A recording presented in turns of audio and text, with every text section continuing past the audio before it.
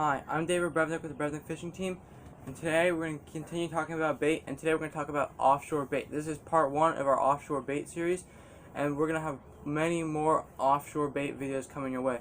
So, because there is such a big amount of bait you could use, a wide variety of bait you can use, today we're just going to be talking about a few. We're going to be talking about some octopus, some squid, pinfish, and then depending on how much time we have, will depend on what other species will do. But we're going to focus on those 3 for right now.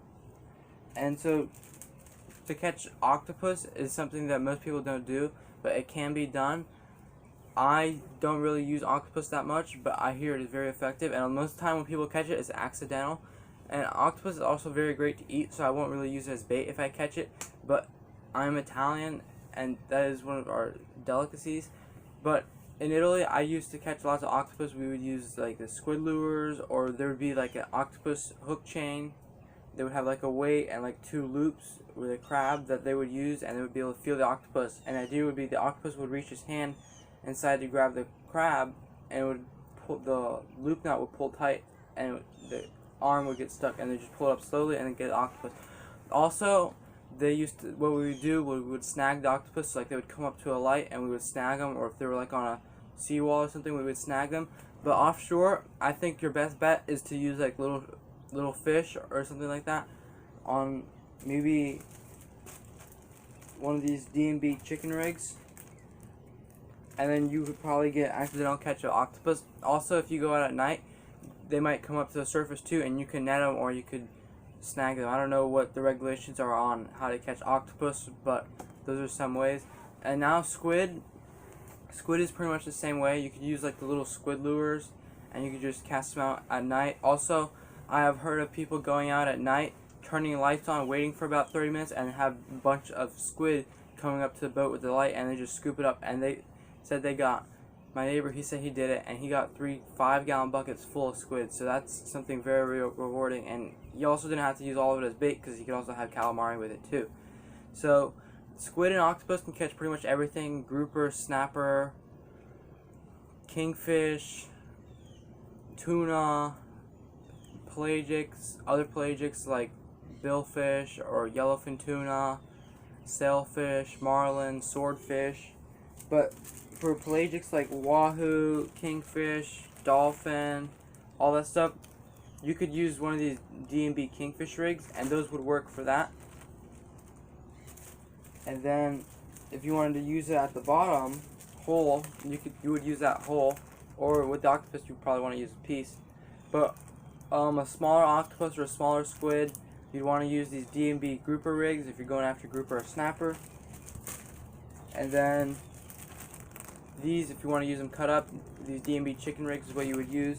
And I'll have all that linked below in the description, so you can see where you can get them, because those are very good rigs, the ones I use.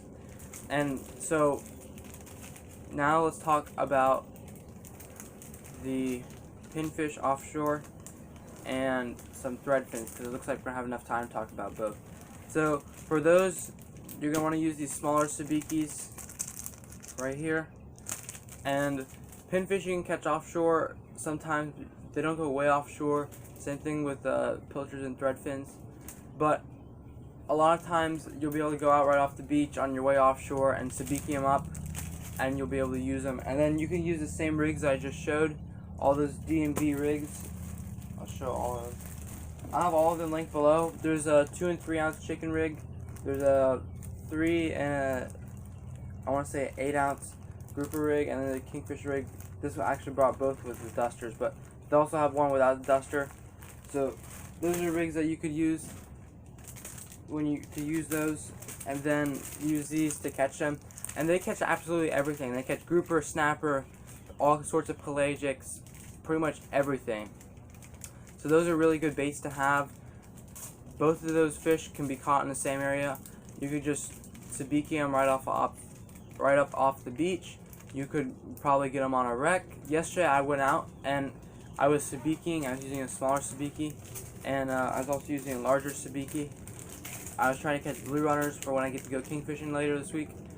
And when I was sabikiing, I would catch a bunch of pinfish, and then I would see a bunch of other pinfish coming up. So Right now, I guess off the beach down in Tampa Bay area, there's a lot of pinfish off the beach, and there was literally schools of thousands of pinfish that were just right underneath the boat. So it's kind of hard to catch those blue runners because of all those pinfish. But mixed in, we also caught some cigar minnows and some blue runners, some Spanish mackerel. So there's really a lot going on out off the beach, and the water is very clear. So these are sabikis you want to use, and then you want to use those rigs. And because those pilchards, threadfins, and pinfish, you could also catch them around bridges on your way out. You could get them on a grass flat too. You could cast net them. But the best way, if you're gonna do it off the beach and they're not in a big school, use the sabiki rigs. But if you're gonna cast net them, make sure they're in a big school, because if you're trying to cast net only a couple and there's like one or two on your fish finder, you might not get them, because remember, you're not 100% sure where that fish could be. It could be in the back of the boat, it could be in the front, it could be in the middle, and if you have a big boat, you don't know. And most of the time you're throwing your cast net off the bow, not normally off the back, because you don't want to get it caught on the engines. But you just got to keep that in mind. So you want to use the cast net when there's a big school. And also sabiki, like if you have a couple guys, you pitch a sabiki. This sabiki right here has 6 hooks, and so does this one. 6 hooks, you have 2 guys with these, they get loaded up 12. You do that, a couple casts, you got 24 nice sized threadfins or pinfish or whatever in a matter of minutes, okay?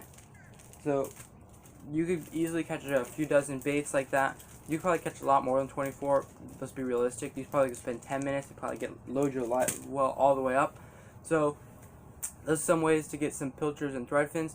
And also, looking like at a time, we're also going to talk about some ballyhoo. So ballyhoo is something that I actually have learned to catch accidentally. So with ballyhoo, you would want to use these smaller sabikis, and either like a really lightweight, like I'm talking like 1/8 ounce with a bobber on it, or if they're on the bottom, you could just put like a 1 or 2 ounce weight on it, and you could just sabiki them off the bottom. And also sometimes they'll show up in big schools, like if you put a chum block out, you could throw a cast net over it, or they have this hoop called the ballyhoo, and you basically put it behind the boat and you bring it in and you'll catch the ballyhoo. I've never used that, but I hear it is very effective. I hear it's very common to use in Miami, Fort Lauderdale area. So that's something you could do. I don't know a lot about ballyhoops, but that's pretty much all I know, is that you throw it out behind the boat, you let it drift out, and then you just bring it in slowly, and then you get the ballyhoo in your hoop.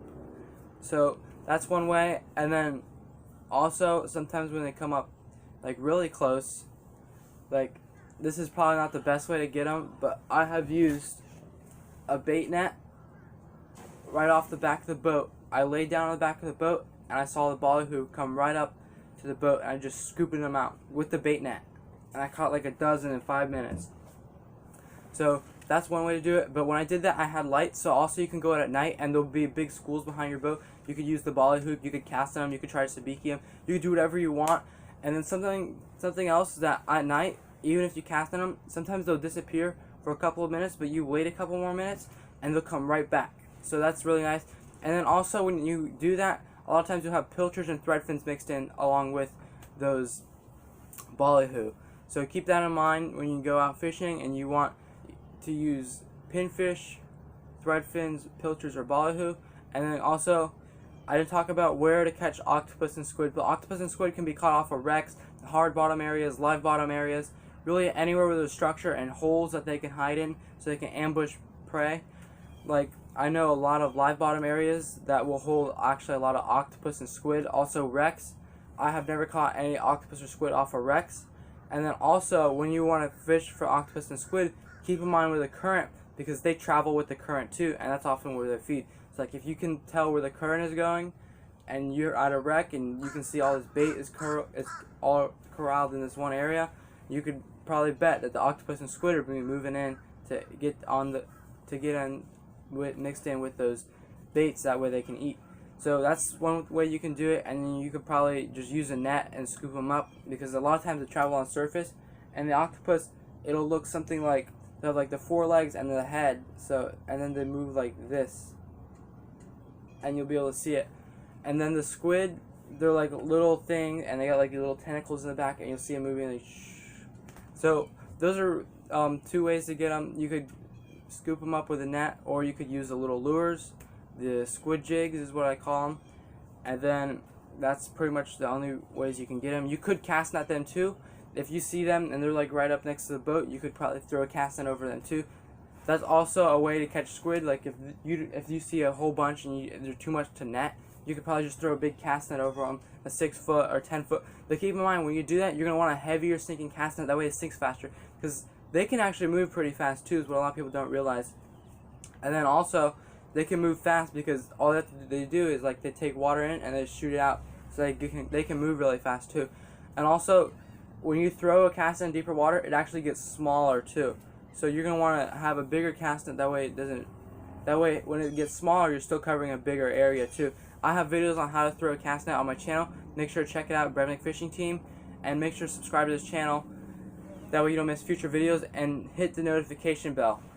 Like this video, guys, if it was useful and you liked it. And thanks for watching, guys, and until next time.